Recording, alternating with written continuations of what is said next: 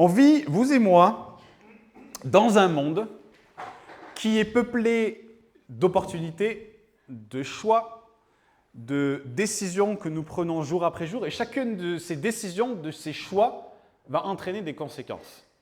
Et selon les choix que vous prenez, soit ce sera des conséquences qui sont positives, soit ce sera des conséquences qui seront négatives. Et il y a certaines conséquences qui auront un poids, une portée qui pourrait être dans certains cas irrémédiable. Et dans d'autres cas, qui va amener des conséquences qui seront changeables, mais qui vont nécessiter beaucoup d'efforts et de combats. Et j'aimerais vous parler aujourd'hui du sujet des liens d'âme. Les liens d'âme, quand on entend ce mot, on pense à un truc un peu mystique, un peu bizarre, quelque chose d'un peu abstrait, mais je vous garantis que les liens d'âme, c'est un sujet qu'on retrouve tout au long de la Bible et qui est vraiment important, qui est vraiment quelque chose de primordial que Dieu a voulu. Il faut réaliser que les liens d'âme, c'est quelque chose de merveilleux que Dieu a créé avant la fondation du monde. C'est quelque chose de bon, quelque chose qu'il nous faut rechercher, quelque chose de désirable, et il a créé cela pour un but bien précis. Et on va le voir après.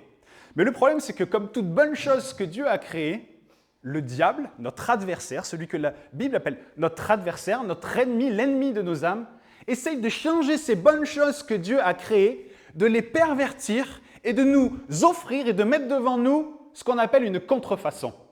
Quelque chose qui a l'air pareil, qui a l'air aussi bon, mais qui ne l'est pas. Et c'est ce que fait le diable aujourd'hui. Il est rusé, il est malin. La Bible aussi l'appelle le malin. Il est malin. Et il nous présente ces contrefaçons qui sont détournées et qui ne sont pas comme Dieu l'a voulu à l'origine. Alors ces liens d'âme, qu'est-ce que c'est? Les liens d'âme, c'est une chose, comme je l'ai dit, qui a été créée par Dieu avant la fondation du monde, dans le but d'être un outil, d'être une aide, d'être quelque chose qui est là pour nous assister lorsqu'on construit des relations, lorsqu'on choisit d'avancer avec quelqu'un dans notre vie. C'est un outil qui est là pour nous rapprocher, pour nous aider à aimer davantage et à nous aider à nous attacher avec plus d'intensité à une personne. Mais ces liens d'âme, ils sont seulement positifs et salutaires dans un certain cadre, qui est celui que Dieu a créé et voulu pour chacun d'entre nous. Et ces liens d'âme, ils ne doivent pas être créés, tissés, non seulement de manière légère, mais aussi de manière non réfléchie. Et on va regarder ce matin à 3 situations dans lesquelles les liens d'âme se manifestent. La première situation, c'est dans nos relations intimes, dans nos relations profondes avec les gens. Ça peut être les relations que vous avez avec votre père, avec votre mère, avec vos enfants, avec votre frère, avec votre sœur, ou avec des amis qui sont précieux pour vous et avec lesquels vous cheminez, vous avancez. Des relations qui sont là, qui sont présentes depuis longtemps dans vos vies. Les liens d'âme, ils se manifestent dans une deuxième situation, c'est tout ce qui est lié aux paroles prononcées et aux vœux que nous faisons. Et ensuite, le troisième domaine dans lequel ils se manifestent, ce sont les relations sexuelles, les relations intimes que nous pouvons avoir avec un ou plusieurs partenaires. Et on va voir que ces liens, ils vont avoir un impact soit positif, soit négatif en fonction du cadre dans lequel ils sont créés, tissés et voulus et désirés. Et on va voir ensemble leur impact ce matin dans les 3 domaines que je viens de vous partager. Mais surtout, on va voir comment s'en débarrasser lorsqu'ils ont été créés en dehors du cadre que Dieu a voulu. Et j'aimerais vraiment, et je prie encore Saint-Esprit que tu nous ouvres les yeux, tu ouvres nos cœurs pour que tu fasses remonter à la surface lorsque nous serons concernés. Parce que mes amis, on vit dans un monde chrétien aujourd'hui où il y a une captivité qui est présente dans l'Église de Christ qui empêche les gens d'avancer. Moi, je vois des chrétiens qui sont convertis depuis de nombreuses années et qui sont comme statiques, qui sont comme bloqués et qui n'arrivent pas à avancer. Ils sont à des boulets aux pieds comme ça et ils les tirent et ils galèrent à avancer dans leur vie simplement parce qu'il y a des choses, des choix, des décisions que nous prenons dans notre vie naturelle qui ont un impact dans le monde spirituel qui nous empêche d'avancer. Et je vous rappelle qu'il nous est marqué dans Galates 1 au verset 2 que c'est pour la liberté que Christ nous a affranchis. C'est-à-dire que vous et moi avons été appelés à la liberté. Le problème, c'est que le diable est là pour détruire falsifier et enlever, ôter la liberté à laquelle vous et moi avons été appelés. Et c'est pour ça que ce message est important. C'est pour mettre en lumière les domaines dans lesquels on est encore captif et dans lesquels Dieu veut amener sa liberté. Et tant qu'on n'est pas débarrassé de ces liens d'âme, on ne peut pas avancer. Et il y a des domaines de nos vies parfois où on est lié depuis des années simplement parce qu'on n'a pas fait le nécessaire ou parce qu'on n'a pas conscience que ces liens d'âme sont présents. Alors on va déjà regarder ensemble, pour moi, le domaine principal, le domaine principal qui est très parlant et extrêmement important, qui est celui du conjoint, du partenaire que nous choisissons pour avancer dans la vie. Dans Genèse 2, au verset 24, Dieu lui-même va nous annoncer quelque chose d'extrêmement important. C'est Dieu qui parle. Et il dit, c'est pourquoi l'homme, ou la femme, quittera son père et sa mère, et s'attachera à sa femme, et ils deviendront une seule chair. On a dans ce passage le cadre que Dieu a voulu. On voit que pour qu'il y ait le mariage qui soit présent, qui soit acté, eh bien, il y a un lien d'engagement qui est fait entre un homme et une femme. Et on a déjà ici un cadre que je me permets de rappeler. Premièrement, il faut un homme et il faut une femme. Il faut deux sexes différents. Ça, c'est la première notion. La deuxième notion, c'est qu'il en faut un de chaque. Pas plusieurs, pas deux, pas trois. Il en faut un de chaque. Un homme et une femme. Et lorsqu'on fait quelques recherches sur comment était pratiqué le mariage dans l'Ancien Testament, en fait, on réalise qu'il se constituait premièrement par la proclamation d'un serment public qui était fait devant les gens et devant Dieu, et qui était ensuite scellé, confirmé par l'union en une seule chair dans l'intimité sexuelle. Et les deux éléments, ils devaient aller de pair, mais avec en premier la promesse publique devant Dieu qui précédait la confirmation privée par l'acte sexuel. Et dans ce cadre, dans cet ordre-là, l'attachement de l'homme à la femme, il se fait comme Dieu l'a voulu, et les liens d'âme qui sont créés et par les vœux et par les rapports sexuels vont lier le couple d'une manière extraordinaire. Et j'aimerais ouvrir une petite parenthèse pour ceux qui sont en couple et mariés et qui ont, je l'espère, des relations sexuelles, parce que c'est dans ce cadre-là qu'on est appelé à les avoir, et on est appelé à les avoir parce que, un, c'est trop bien, et deux, c'est utile pour notre couple. Mais lorsque, repensez peut-être à la dernière fois où vous avez fait l'amour avec votre femme ou votre mari, dans le temps où vous faites l'amour avec votre mari ou votre femme, il y a une unité, une union qui se crée qui est incroyable. Vous êtes avec moi ou pas? J'ai l'impression que je suis le seul ici à vivre ces choses. Ok? Il y a une union qui se crée. Mais ce qui est magnifique avec cet acte sexuel qui, je rappelle, est aussi donné avec l'amour de l'autre, chercher le plaisir de l'autre, vivre une union, une unité où on manifeste notre amour, il y a non seulement une unité qui se crée dans l'instant, mais il y a une unité qui perdure. Moi, je suis toujours émerveillé de ça, de voir, tu te dis, ok, il y a l'acte, mais c'est tellement quelque chose de beau et de bon et que Dieu a créé qui vient tisser des liens, que ces liens positifs, bons, voulus par Dieu, ont un impact même après l'acte. Après, vous pouvez faire d'autres choses, aller vous promener, aller faire des choses. Il y a cette unité, vous vous sentez unis à votre conjoint. Pourquoi? Parce que c'est quelque chose de bon, de beau que Dieu a voulu. Et aussi, une autre chose qui est vraiment merveilleux, qui est vraiment quelque chose de merveilleux, c'est les temps aussi que nous avons avec notre conjoint lorsqu'on prend du temps avec le Seigneur. Ça, c'est quelque chose qui nous unit d'une manière incroyable. Lorsque vous êtes avec votre femme ou votre mari et vous vous placez devant Dieu et vous commencez à prier, à chercher la face de Dieu, à vous humilier devant Dieu, à chanter, à louer ensemble, il y a une unité qui se crée, une union qui se crée dans l'esprit et ça vient tisser des liens qui sont extrêmement forts. Vous savez que ça, c'est marqué dans la Bible?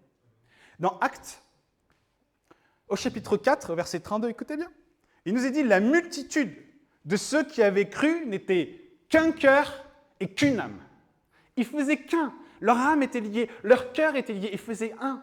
Quand vous et moi, on se réunit comme ce matin, on est unis, on devient un devant Dieu. C'est quelque chose qui est fort. Vous savez, si vous avez peut-être vécu des temps forts avec quelqu'un, moi je sais que ça m'est arrivé, j'ai plusieurs de mes amis dans ma vie aujourd'hui, avec qui j'ai vécu des temps forts avec le Seigneur, et on est unis, on est liés d'une manière incroyable.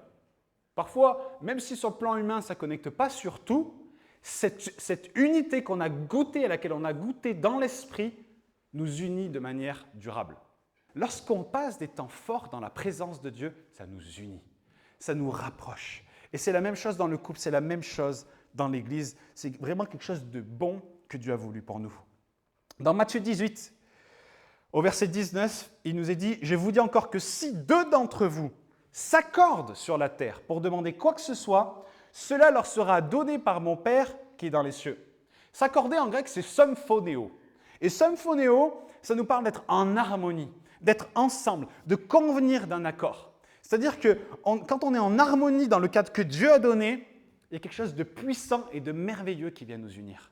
C'est pour ça que l'alliance qui est faite dans le mariage produit une unité qu'aucun homme ou femme sur la terre en dehors du mariage ne pourra jamais goûter, comprendre et même saisir un seul instant.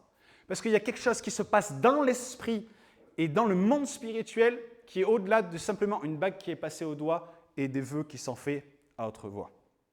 Par contre, si les relations sexuelles se pratiquent en dehors du cadre du mariage voulu par Dieu, alors les conséquences elles seront très différentes. Et là, c'est une autre puissance qui sera glorifiée, c'est la puissance de Satan.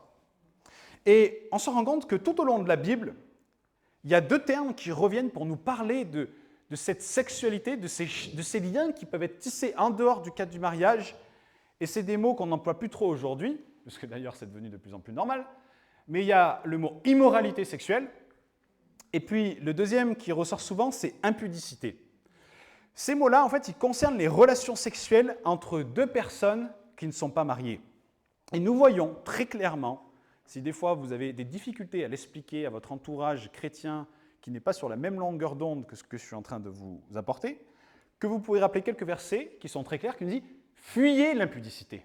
On est appelé à fuir l'impudicité. On est appelé dans 1 Thessaloniciens 4.3, ce que Dieu veut, c'est votre sanctification, c'est que vous vous absteniez de l'impudicité. L'impudicité, en grec, c'est porneia. Porneia, ça vous fait penser à quelque chose? Pornographie. Et derrière ce mot-là, il y a toutes les relations sexuelles hors mariage qui ne sont pas dans le cadre que Dieu a voulu. Donc on a le sexe en mariage, on a également l'adultère. Et on voit dans Hébreux 13, au verset 4, il nous est dit ceci, que le mariage soit honoré de tous et le lit conjugal exempt de toute souillure, car Dieu jugera les impudiques et les adultères. Et il jugera également dans son Église. Ne soyons pas dupes là-dessus. C'est une chose que Dieu a horreur. Et c'est quelque chose qu'on voit de plus en plus présent dans l'Église d'aujourd'hui. La prostitution, la pornographie. Vous savez, la pornographie, il y a parfois cette idée un peu légère de se dire, en soi, c'est pas très très grave. On se dit, c'est pas comme si je couchais avec quelqu'un, il n'y a pas eu de pénétration, c'est pas quelque chose de grave. Mais on se rend compte dans la Bible que c'est quelque chose de grave. Parce que regardez ce qu'il nous est dit dans Matthieu 5, 28. Jésus va dire ceci. « Quiconque regarde une femme pour la convoiter a déjà commis un adultère avec elle dans son cœur. » Et on sait que le mot adultère rentre dans la catégorie de l'immoralité sexuelle. Et vu qu'il nous dit de fuir l'immoralité sexuelle, de fuir l'impudicité, ces choses-là sont un péché devant Dieu. Et on se dit, mais en fait, je suis juste en train de regarder des images. Le problème, c'est que ce n'est pas que regarder des images, mais bien souvent, il y a un acte sexuel qui accompagne cela, la masturbation. C'est la même manière aussi de certains couples qui, parfois, dans leur ignorance, avant le mariage, et même s'ils se marient avec ces personnes-là, vont avoir des relations sexuelles sans pénétration. Et on dit, ah mais c'est ok parce qu'il n'y a pas eu de pénétration, c'est tout ce qui compte. Bien sûr que non. Les actes qui sont commis, qu'on appellerait aujourd'hui les préliminaires, ça tisse des liens d'âme avec la personne. Et qu'on ne se dupe pas à croire que ces choses-là n'ont pas de conséquences quand elles sont commises en dehors du cadre que Dieu a voulu. Parce que ça vient créer des liens d'âme, mais en plus, ça vient surtout les créer dans une désobéissance que Dieu n'agrée pas, parce que c'est fait en dehors du cadre que Dieu a voulu.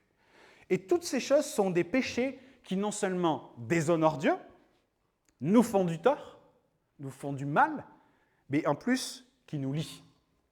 Et lorsque des couples ont des rapports sexuels avant le mariage, ils se livrent en réalité à la jouissance des avantages de l'alliance sans y rentrer de manière officielle devant Dieu. Et on se rend compte aujourd'hui dans notre société qu'il y a un très très grand manque d'engagement et qu'il y a une recherche seule du plaisir égoïste. Je veux, je prends, je n'accorde aucune importance au cadre voulu par Dieu, et même un cadre qui, je vous le rappelle, il y a encore quelques 30, 40, 50, 70 ans en arrière, était même encouragé par notre société, et qu'aujourd'hui, on n'en a que faire. Et on prend les avantages de quelque chose de bon que Dieu a créé, sans passer par la première étape qui est l'engagement devant Dieu et devant les hommes. Et toutes ces choses ne sont pas sans conséquences. Pourquoi elles ne sont pas sans conséquences? À chaque fois que nous avons... Enfin, je refais. À chaque fois qu'une personne a une relation sexuelle avec un partenaire en dehors du mariage, en dehors du cadre que Dieu a voulu, eh bien, il y a des liens d'âme qui se font avec elle. Dans 1 Corinthiens 6, au verset 16, il nous est dit ceci. « Ne savez-vous pas que celui qui s'unit à la prostituée est un seul corps avec elle ?» En effet, il est dit « les deux ne feront qu'un ». Quand on ne croit pas que ce verset concerne simplement si on a une relation avec les prostituées, ce n'est pas ça ce qu'il veut dire. C'est que derrière ça, il y a une loi spirituelle. Si tu couches avec une personne A, tu récoltes A. Si tu couches avec une personne B, tu deviens B. Tu récoltes B et tu deviens B. Et imaginez, lorsqu'on vit dans une société où les gens se tapent tout l'alphabet de manière normale. C'est d'autant de bagages qui sont laissés et ramassés. Et on se demande pourquoi le monde dans lequel nous vivons va si mal. 2 Corinthiens 6, 14. Ne vous mettez pas avec les infidèles sous un joug, sous un lien étranger. Et il développe. Pourquoi? Parce que quel rapport y a-t-il entre la justice et l'iniquité? Donc la justice est l'immoralité sexuelle. La justice est tout ce qui est fait en dehors du cadre de Dieu. Ou qu'y a-t-il de commun entre la lumière et les ténèbres?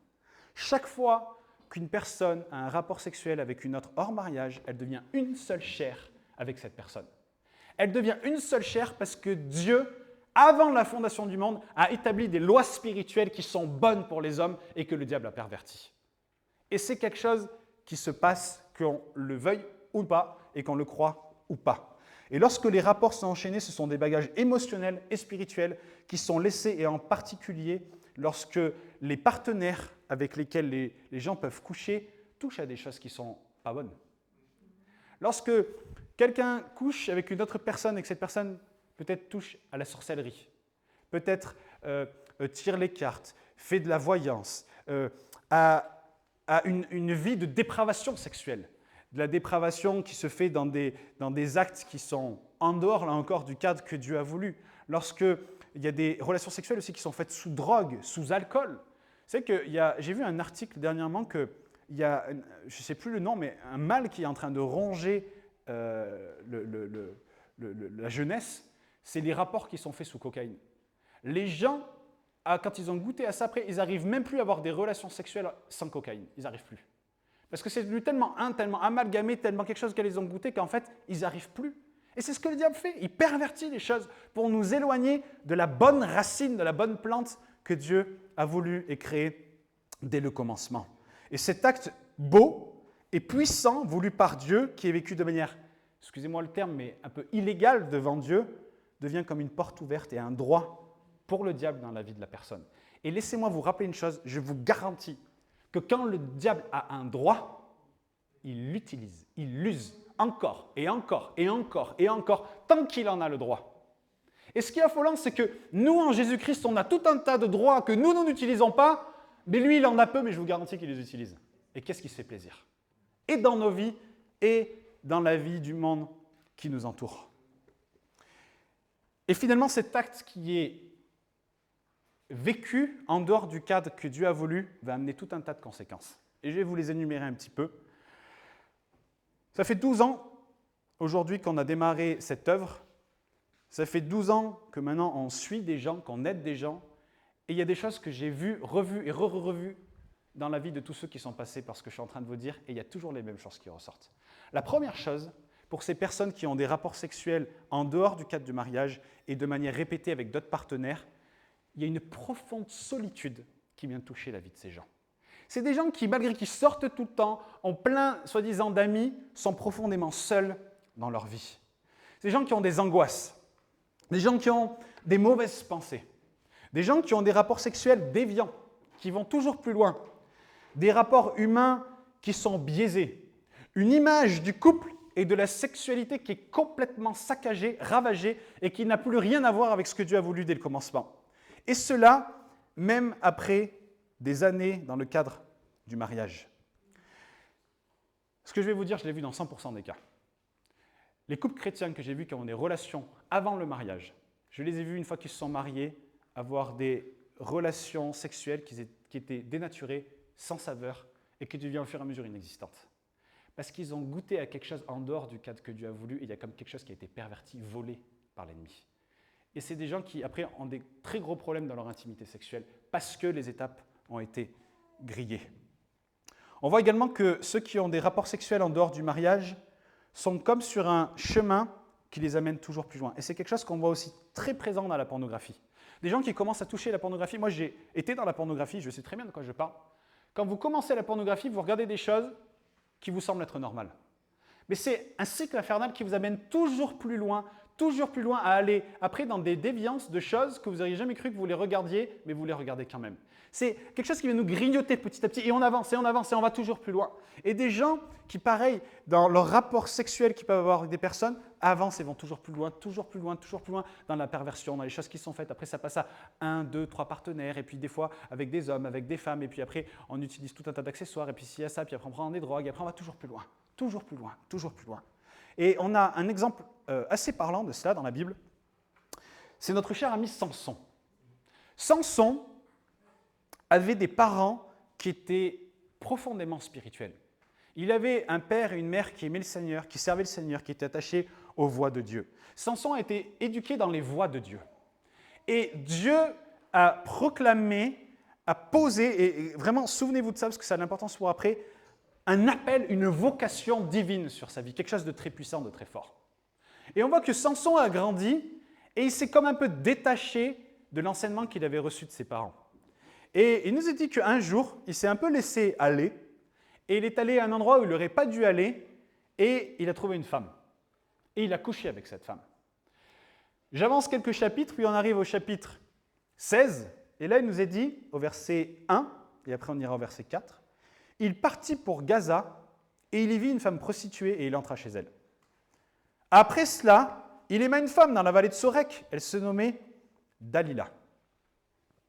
Samson est quelqu'un qui n'a pas accordé d'importance à ce que Dieu avait demandé. Il est allé, il a couché avec une femme.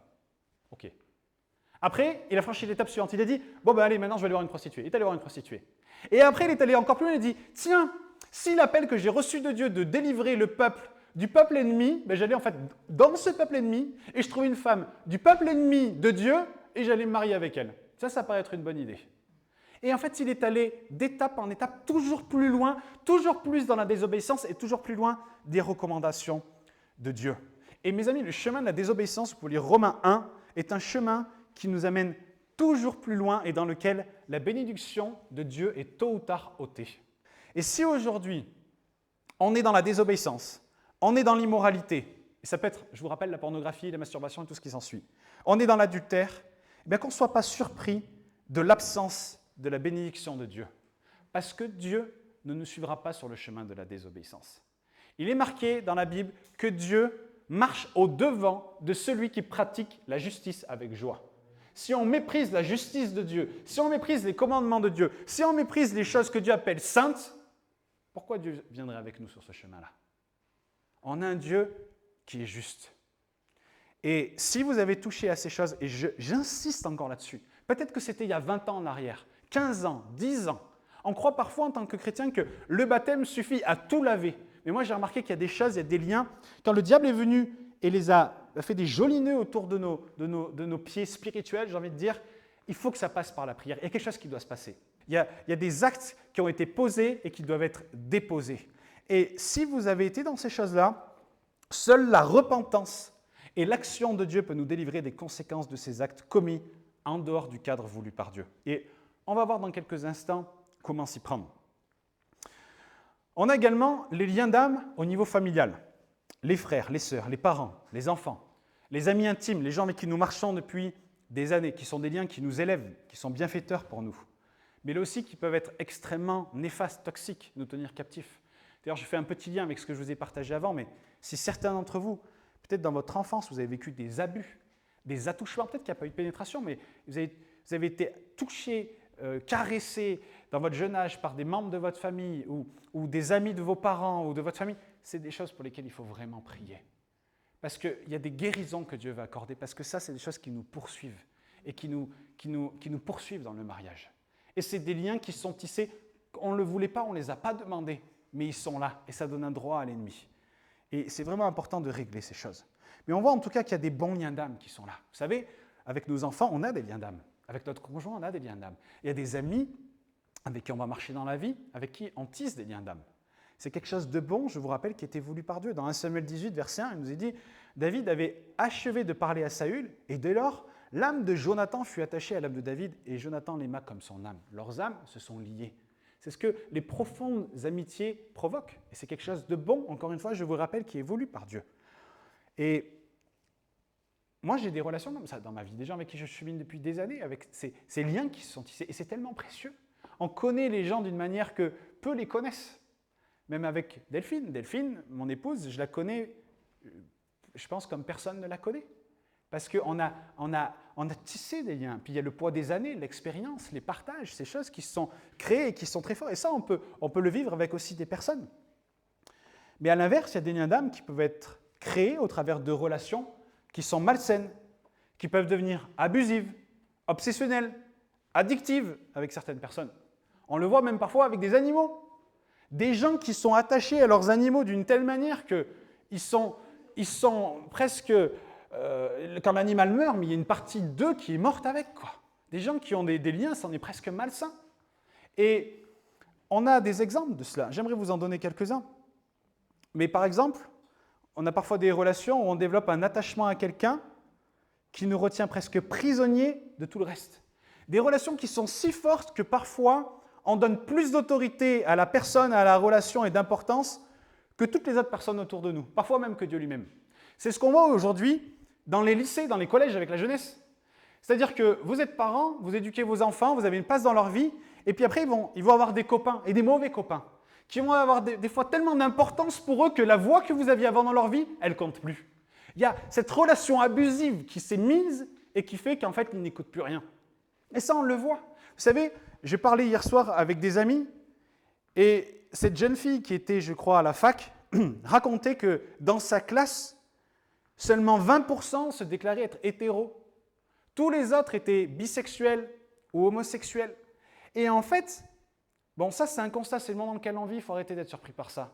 Mais ce qu'il faut réaliser par là, c'est que nos jeunes, ils se font amis avec ces personnes qui produisent une influence. Et quand il y a des relations un peu abusives qui se créent, il y a des liens malsains qui viennent se créer. Et ces liens malsains créent des fois une importance dans la vie de ces jeunes qui fait que tout le reste n'a plus d'importance. Même des fois des amitiés peut-être que vous avez pu expérimenter, des gens où vous ne vous rendez pas compte, mais petit à petit, il y a la relation qui se crée, ça vient grignoter votre vie, me dit mais j'en suis arrivé à un point, mais comment j'en suis arrivé là en fait? Des gens qui ont une telle emprise qu'on ne réalise pas. Des relations également de contrôle avec des rapports d'affection biaisés, basés sur la manipulation affective, sans pouvoir s'en détacher. Des fois, on a grandi dans des familles qui étaient dysfonctionnelles, avec ce rapport où « fais ceci pour moi et tu seras aimé ».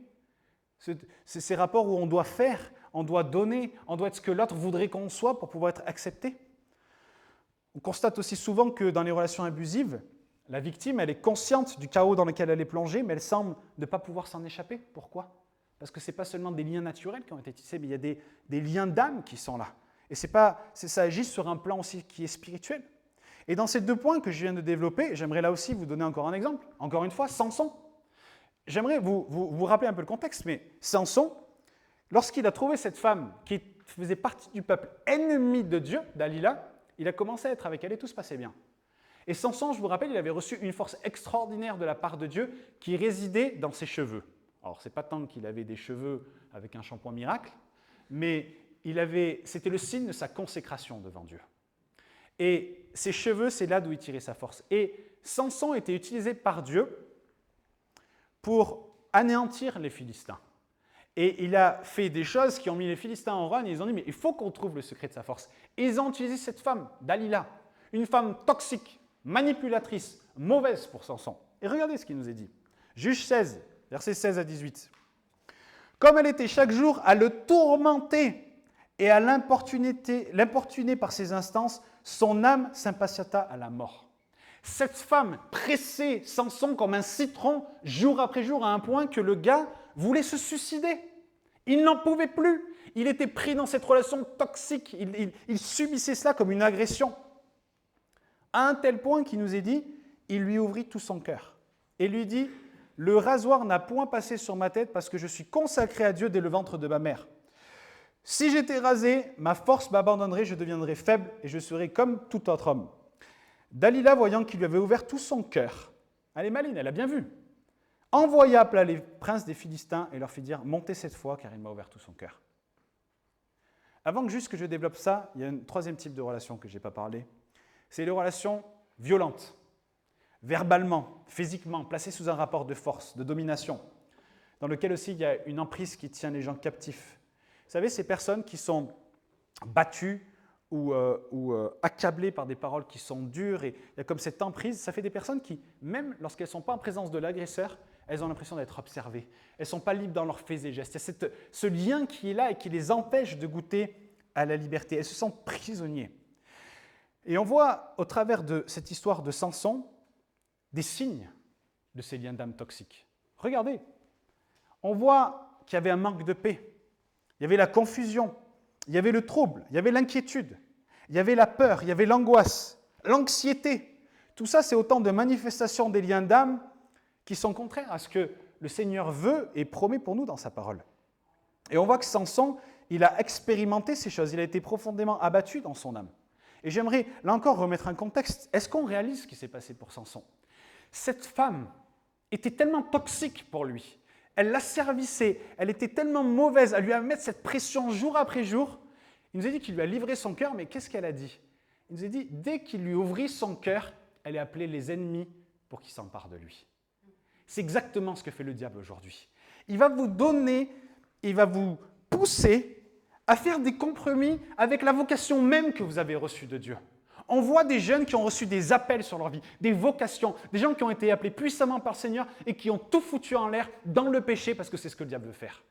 Il crée des situations, il est là à tisser des relations et à permettre des relations, tisser ces liens d'âme qui vont venir voler l'essence même de ce que nous sommes appelés à être. Samson était appelé à être le libérateur d'Israël. Il était appelé à être le libérateur d'Israël. Et pour une femme, pour une sexualité qui voulait, en dehors du cadre voulu par Dieu, à savoir déjà dans le fait que c'était les ennemis d'Israël, mais en plus qu'il était appelé à être à part, il a donné ce qu'il y avait de plus précieux dans sa vie. Moi, je vois ça, j'ai l'impression de revoir l'histoire avec Jacob et Ésaü, quoi. Un plat de lentilles, un bon coup, allez. Et combien aujourd'hui de jeunes et de personnes sont pris à sacrifier ce qu'ils ont de plus précieux pour quelque chose qui est passager. Des fois, on oublie une chose, mais la virginité, c'est quelque chose de merveilleux que Dieu a créé. Vous savez pourquoi c'est merveilleux ? Parce que c'est qu'une seule fois. Tout ce qui est précieux dans ce monde et qui coûte cher, c'est parce que c'est rare. Plus c'est rare, plus c'est cher. Il n'y a rien de plus rare et de plus précieux que la seule foi que nous pouvons donner à l'autre. Et le diable, c'est cela, et il vient pervertir cela. On voit des gamins qui passent leur première fois à faire l'amour dans des chiottes, dans des voitures, avec des gens qu'ils ne connaissent même pas, juste pour être acceptés par cette société. Ce n'est pas désolant, ça. Comment le diable se déchaîne pour voler, pervertir les bonnes choses que Dieu a voulues. Et qu'il permet au travers de ça d'asservir des générations entières par des liens qui vont les empêcher après d'avancer.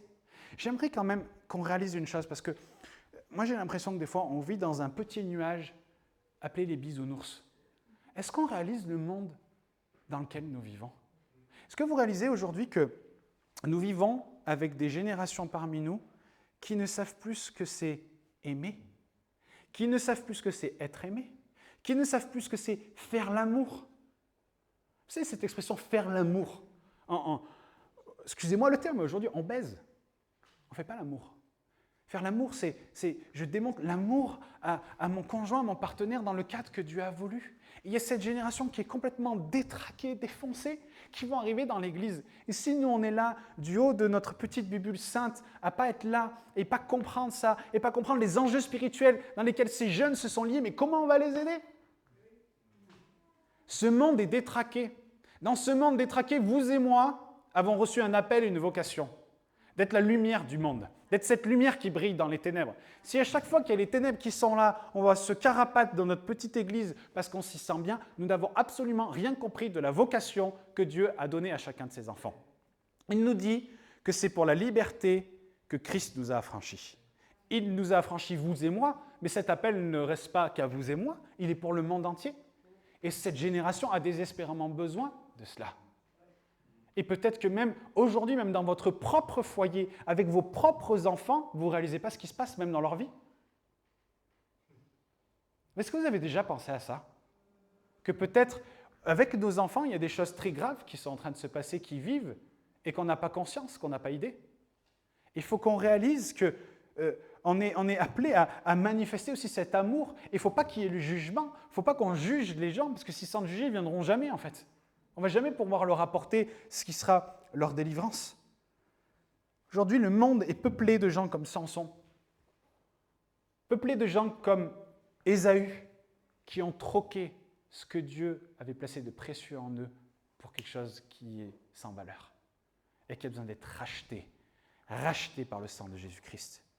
Le diable essaye de tisser ces liens d'âme malsains qui sont douloureux, qui peuvent être destructeurs pour nous, pour notre entourage et notre destinée. Comme en témoigne cette histoire. Et le diable le sait très bien.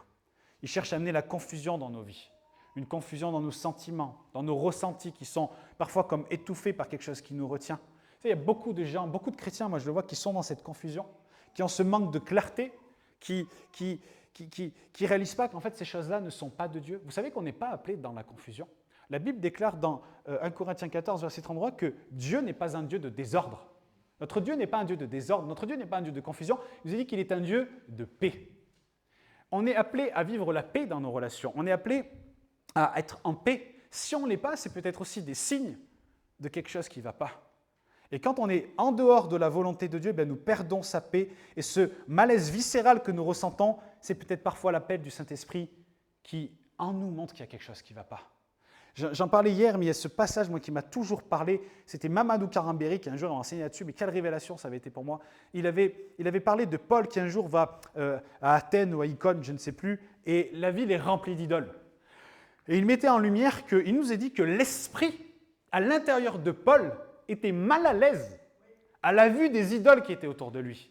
Le Saint-Esprit en lui était le révélateur d'un climat, d'un environnement qui était toxique. C'est quand la dernière fois que vous vous êtes senti mal? C'est quand la dernière fois qu'on s'est senti repris par le Saint-Esprit des milieux des fois dans lesquels on évolue? Des fois, on se sent même pas mal parce qu'en fait, on est tellement à l'aise dans ces milieux qui ne sont pas bons pour nous qu'on ne se rend même pas compte de cela. Encore une fois, ce n'est pas forcément qu'il faut fuir ces milieux, mais c'est à réaliser qu'il y a des idoles, il y a des gens qui sont dans l'idolâtrie, qui ont peut-être besoin d'aide, peut-être besoin d'assistance. Et c'est là où il faut qu'on se réveille. Est-ce qu'on est à l'écoute du Saint-Esprit? Est-ce que des fois sa voix est tellement étouffée par l'acceptation que nous avons des choses de ce monde et de toute cette normalité qui devient de plus en plus normale de jour en jour? Encore une fois, je le dis souvent, mais moi du haut de mes 34 ans, j'ai vu une décadence moi-même. Pour les plus vieux d'entre nous, je n'ose imaginer. On vit dans un monde pervers, perverti par la puissance du diable. La Bible déclare qu'il est le prince de la puissance de l'air. Et il nous a dit quoi dans ce verset? Non seulement il est le prince de la puissance de l'air, mais il nous a dit qu'il y a un esprit, il a envoyé un esprit qui agit dans les fils de la rébellion. Alors c'est un grand thème pour dire quoi? Pour dire les gens du monde. Aujourd'hui, le monde entier est asservi par le prince de la puissance de l'air. C'est-à-dire que vous et moi, on évolue avec des gens qui sont tenus captifs par cette entité démoniaque qu'est le diable. Alors attention, il ne faut pas être comme ça non plus. Mais c'est de réaliser, de dire, mais est-ce qu'on a conscience du monde dans lequel on évolue? Est-ce qu'on a conscience de gens qui sont aveuglés et prisonniers et qui ont besoin d'aide? Le monde a besoin d'aide. Et l'aide, vous savez ce que c'est? C'est une personne, Jésus-Christ. Et on est porteur de Jésus-Christ, on est porteur d'une espérance. C'est pour la liberté que Christ nous a affranchis. Et on se rend compte que dans Galates 1,7, il nous est dit, il y a des gens qui vous troublent et veulent pervertir l'évangile de Christ. On évolue dans des milieux où il y a des gens qui sont conduits, sans le savoir, à nous troubler, à pervertir l'évangile de Dieu, qui fait que des messages comme je suis en train de vous donner maintenant paraissent choquants, alors qu'en fait, en vrai, on ne devrait pas du tout être choqué. En fait, on devrait parler de ça souvent, bien plus souvent. Parce qu'en fait, c'est le monde dans lequel nous vivons, et l'Église ne devrait pas avoir honte de parler de ces choses, bien au contraire. Et il faut prendre ces avertissements au sérieux dans nos relations, avec notre entourage et la place que nous leur laissons dans nos vies. Toute relation qui nous oppresse, au lieu de produire en nous le fruit du Saint-Esprit, est un signe avant-coureur que nous ne sommes pas là, dans la bonne direction, et que soit il nous faut fuir la relation, soit changer la manière dont elle doit être vécue ou nous protéger. Et je me permets d'insister qu'on ne me fasse pas dire ce que je n'ai pas dit. Je ne dis pas là qu'il faut divorcer parce qu'il y a telle relation qui ne va pas. Non, c'est de dire, ok, j'identifie, maintenant je veux changer, j'essaie de changer les choses, j'essaie de changer les rapports et de changer ça. Parce qu'il faut qu'on se protège. On est appelé à vivre les relations comme Dieu l'a voulu. Et on peut voir ces choses dans des relations d'amitié, de couple, de parents à enfants, de frères et sœurs. Soyons vigilants, la manière dont nous éduquons nos enfants, dont on se comporte avec nos parents, avec nos frères et nos sœurs, d'avoir des rapports qui sont dans le cadre de ce que Dieu a voulu. Pas être dans l'abus, pas être dans l'obsession, pas être dans le chantage émotionnel et dans toutes ces choses. Et souvenons-nous d'une chose, c'est que Dieu n'a jamais demandé à un homme et à une femme de marcher selon son âme. Il nous est marqué dans la parole, dans Galates 5,16, il commande à l'homme de marcher par l'esprit afin de ne pas accomplir les œuvres de la chair, de l'âme. On n'est pas appelé à marcher avec notre âme, on est appelé à marcher avec notre esprit. Et dans la troisième catégorie, on voit qu'il y a également des liens que l'on peut tisser avec des vœux ou avec des paroles que nous prononçons de nos bouches. J'ai écrit quelques phrases pour peut-être que ça vous fasse écho, si c'est des choses que vous avez dit il y a de nombreuses années en arrière. Des phrases du style « Je n'aimerai jamais personne d'autre que toi ». Et que peut-être c'était votre petit copain, votre petit ami, que la relation s'est terminée. Ça, c'est des paroles qui nous lient. Toi et moi, c'est à la vie, à la mort. Tu seras toujours le seul. Tu seras toujours la seule. Certains de ces vœux sont parfois matérialisés par des tatouages de prénoms, par des pactes de sang, c'est très à la mode. Une petite coupure par-ci de ton côté, une petite coupure du mien, et paf, on tâte la main, on échange nos sangs à la vie, à la mort. Ou encore, un truc bien à la mode, de cadenasser notre amour en mettant des cadenas sur les ponts ou en les jetant dans la mer. On est là, on dit « Ah, mais comme c'est mignon, le pont des Arts à Paris. C'est tellement beau, tous ces cadenas d'amour. » Qu'est-ce que vous croyez qui se passe quand ces gens se séparent sérieusement? Est-ce qu'on se rend compte des actes qui sont posés quand on fait des choses pareilles? C'est sérieux. Il faut prendre ces choses-là au sérieux. Et d'être vigilant, si peut-être vous avez vous-même des tatouages ou fait ces choses-là, des fois, le problème des tatouages, c'est que c'est indélébile. Bon, ça peut s'enlever, mais c'est aussi de prier que le Seigneur vienne délier tout ça et nous délier des conséquences de tout ça. Maintenant qu'on a passé en revue les principales causes de ces liens d'âme, j'aimerais quand même amener maintenant un petit peu d'optimisme et de joie de vivre. Il faut réaliser qu'aucun d'entre nous et aucun de ces liens d'âme n'est fatal. Hein, ce n'est pas foutu, on n'est pas des causes désespérées. Tout ça peut être changé, transformé. Peu importe les liens d'âme avec lesquels nous avons été liés avec des personnes de mauvaise moralité, que ces liens aient été consentis ou pas, ou que ces liens soient les conséquences de vœux, il est possible d'y mettre un terme. Et on va voir qu'il est possible d'y mettre un terme au travers de 3 étapes. Et vraiment, je vous en supplie, encore une fois, prenez ce que je vous dis très au sérieux. Et on va avoir un temps après où on va prier. Moi, je ne vais pas prier pour que vous soyez libérés des liens d'âme, ce n'est pas moi de le faire, c'est à chacun de le faire dans sa propre vie. Mais c'est de prier que le Saint-Esprit mettra en lumière ces choses. Parce que peut-être qu'aujourd'hui, vous êtes captif dans votre vie, vous êtes prisonnier, vous n'arrivez pas à avancer dans certains domaines émotionnels, parfois même de manifester l'amour à votre propre mari, votre propre femme. Vous avez des problèmes dans l'intimité à cause d'actes et de choses qui ont été posées il y a peut-être 15 ans, 20 ans en arrière. Alors pour se dépêtrer de tout cela, il faut passer par 3 étapes. La première, il faut passer par la repentance. Il faut s'approcher de Dieu et demander pardon. Il faut confesser notre faute devant le Seigneur et demander pardon d'avoir agi en dehors du bon cadre qu'il a voulu pour notre vie. Pardon d'avoir grillé les étapes, d'avoir désobéi et de ce fait de nous être exposés aux attaques de l'ennemi de nos âmes. Si vous êtes aujourd'hui marié avec un conjoint et que vous avez eu des relations sexuelles avant le mariage, peut-être que vous êtes marié, ça fait 15 ans, 20 ans, hein. Peut-être que vous avez fait des préliminaires ou des choses comme ça, il faut passer par la repentance et demander pardon à Dieu. Ces choses-là ont un impact dans votre mariage aujourd'hui, que vous le vouliez ou que vous ne le vouliez pas. Ça a un impact. Et il faut, en tant que couple, s'approcher du Seigneur et lui demander pardon. Confesser les fautes et demander pardon en tant que couple. Si vous avez eu des relations sexuelles qui ont amené à la naissance d'un enfant hors mariage, il faut prier vis-à-vis de cela et demander pardon à Dieu. Et demander aussi que votre enfant, et ça je vais en parler après, soit aussi délié des conséquences que cela a amené dans sa vie. Donc la première étape, c'est la repentance. La repentance, confesser nos fautes devant le Seigneur et demander pardon. La deuxième étape, c'est de délier ces liens d'âme qui ont été tissés au travers du péché. Matthieu 18, 18 nous dit « Tout ce que vous lierez sur la terre sera lié dans le ciel, tout ce que vous délierez sur la terre sera délié dans le ciel. » Il faut qu'il y ait quelque chose qui se passe sur la terre pour qu'il y ait quelque chose qui se passe dans le ciel. Et quand vous faites cette prière, il faut la faire par la foi, tout simplement en disant « Seigneur, par la foi maintenant, dans le nom de Jésus, je te demande et je proclame que tu es en train de me délier des liens qui ont été tissés lorsque j'ai fait tel acte, telle chose. » Et au moment où vous le dites là sur la terre, dans les lieux célestes, dans le monde invisible que vous ne voyez pas, Dieu est en train de délier. Dieu est en train de défaire ces nœuds qui ont été là et que seul lui peut défaire, aucun d'entre nous ne peut le faire. Il n'y a que Jésus qui peut le faire. Il n'y a que par l'autorité du nom de Jésus qui a vaincu toutes les dominations, tout le monde invisible, toutes les puissances des ténèbres qui peut le faire. Voilà pourquoi il faut vraiment prier cela dans le nom de Jésus et le faire par la foi, parce que lorsqu'on fait quelque chose sur la terre, il se passe quelque chose dans le ciel. Et troisièmement, c'est le plus important à mon sens, c'est de maintenant prier que Dieu vienne nous délivrer des conséquences que ces liens ont occasionnées. Dans nos vies, pour nous, pour notre couple, pour notre intimité, pour nos enfants et pour tous les domaines que ça a touché.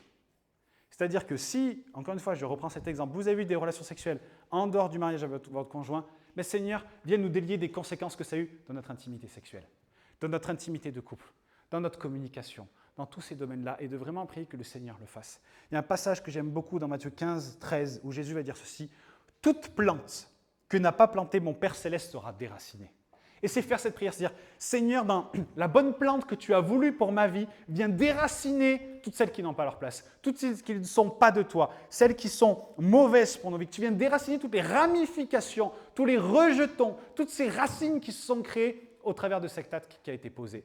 Et tu viens les ôter dans le nom de Jésus. Vous faites ces 3 étapes et vous allez voir des changements dans votre vie, je vous le garantis. Si vous êtes concerné, et je sais que ça concerne un paquet d'entre nous, eh bien, vous allez voir des résultats dans vos vies. Je vous invite à vous lever, on va prier maintenant. Et comme je vous l'ai dit, je ne vais pas prier pour cela, c'est à chacun de le faire. Mais ce qu'on va prier maintenant, c'est que le Saint-Esprit vienne révéler, vienne ramener à la surface de nos cœurs ces choses que peut-être nous avons oubliées, ces péchés que nous avons faits, ces choses que peut-être nous avons subies il y a fort fort longtemps, peut-être des actes que vous aviez faits et que vous n'aviez même pas vu que c'était un péché et aujourd'hui vous réalisez que c'est un péché. C'est pas grave, c'est pas grave. Mais la grâce de Dieu, elle est là maintenant pour nous relever, pour nous faire avancer et nous faire entrer dans cette liberté en Jésus-Christ. Okay ? Et on va prier pour cela, que le Seigneur remette tout ça à la lumière. Seigneur, merci pour ta parole. Merci pour cette mise en lumière que tu fais dans nos vies aujourd'hui. Merci parce que dans ta grâce, tu nous reprends et tu nous aiguilles et tu nous orientes. Et rien de ce que tu as révélé aujourd'hui n'est là pour nous condamner, n'est là pour nous montrer qu'on est sale, qu'on est plein de souillures, mais c'est pour nous faire rentrer toujours plus dans cette grâce dans laquelle on va être lavé, purifié, pardonné, justifié, sanctifié, parce que c'est ce que fait le sang de Jésus-Christ. Et vraiment, Saint-Esprit, toi qui habites dans nos cœurs, toi qui es là au milieu de nous maintenant, que tu fasses remonter à la surface, dans nos cœurs, dans nos vies, ces choses qui nous tiennent captifs. Ces actes qui ont été commis par le passé, que nous avons fait dans la méconnaissance, que peut-être nous avons subi alors que nous n'avons rien demandé. Que vraiment, Seigneur, maintenant, tu viennes mettre ces choses-là à la lumière. Et alors que tu les mets à la lumière, tu fais naître en nous maintenant le courage d'affronter ces sentiments qui sont peut-être douloureux, qui brisent nos cœurs, qui nous font du mal. Que tu viennes mettre à la lumière ces choses et que tu nous donnes le courage de les affronter maintenant. Et tu nous dis ceci, tu dis, mais je suis avec vous. Le Seigneur est avec nous, il nous aide dans ces moments-là. Il va vous donner la force peut-être de revivre, de revoir ces moments, peut-être pour une dernière fois, pour que tout soit réglé maintenant pleinement en Jésus-Christ. Il y a le travail des psychologues, il y a le travail sur notre âme, il y a le travail dans le monde invisible qui doit être fait par le Seigneur. Et c'est aujourd'hui le jour de la délivrance, c'est aujourd'hui le jour du salut. Je vous en prie, ne le repoussez pas. N'ayez pas honte devant Dieu. On a un Père qui nous aime. On a un Père qui a donné son Fils unique pour chacun d'entre nous, pour réconcilier le monde avec lui-même. Nous avons été réconciliés avec Dieu, pour nous qui croyons en l'œuvre de la croix. Et Saint-Esprit maintenant met en lumière ces choses et donne à chacun de passer par ces 3 étapes. La repentance, la confession des péchés. Ensuite, cette deuxième étape d'être délié. Demandez, dans le nom de Jésus, d'être délié de ces liens qui ont été tissés en dehors du cadre que tu as voulu. Et troisièmement, d'être délivré des conséquences négatives de ces liens qui ont été posés. Seigneur, nous te remercions parce que ton nom est suffisamment puissant pour nous délier des conséquences des actes que nous avons commis dans notre vie passée. Merci Seigneur, tu dis, voici les choses anciennes sont passées et toutes choses sont devenues nouvelles. Merci Seigneur pour cette nouveauté, cette propreté, cette liberté, cette sainteté qui va envahir nos vies alors que nous obéissons à ta parole et que nous te demandons pardon pour cela. Dans le nom de Jésus. Amen. Amen.